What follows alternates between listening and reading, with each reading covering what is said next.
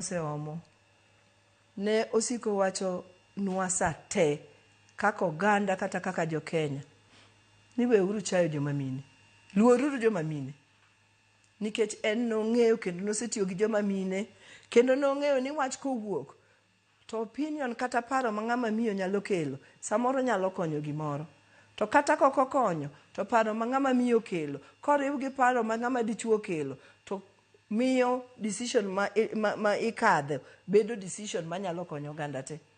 Koro aneno ni en achaye, to mirima be nitie kanyo, to nyiego be nitie kanyo.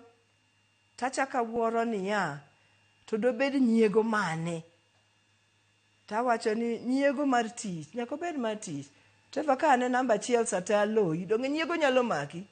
To wawacho ni Kenya duong' moingo ng'ata ng'ata.